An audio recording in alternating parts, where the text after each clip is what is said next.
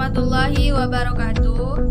Perkenalkan, nama saya Radia, jurusan Tades IPS Fakultas Tarbiyah dan Keguruan di UIN Suska Riau.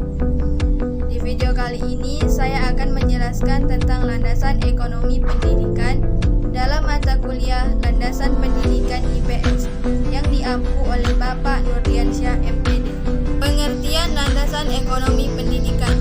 Ekonomi adalah sistem aktivitas manusia yang berhubungan dengan produksi, distribusi, pertukaran, dan konsumsi barang dan jasa.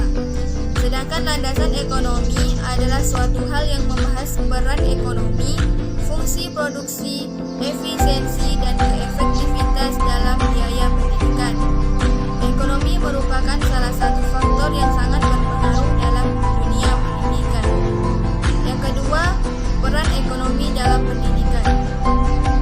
Dalam pendidikan, banyak orang yang suka rela mengangkat anak agar mereka bisa bersekolah, agar terlaksananya sistem ganda dalam pendidikan, yaitu kerjasama antara sekolah dengan pihak usahawan dalam proses belajar mengajar siswa, agar terciptanya sekolah unggul dan generasi muda yang berpotensi tinggi.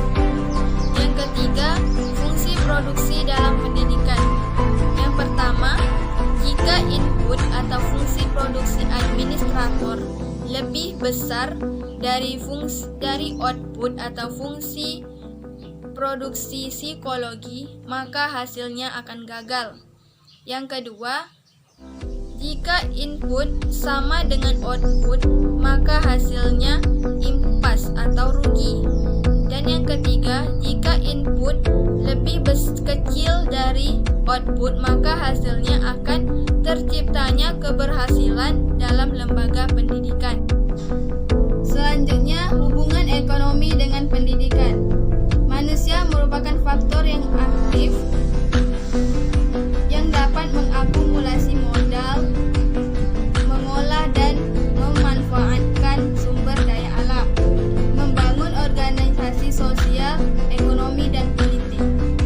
Faktor modal dan kemajuan teknologi disebut sebagai faktor yang paling berperan dalam pertumbuhan ekonomi. Jadi kesimpulannya adalah landasan ekonomi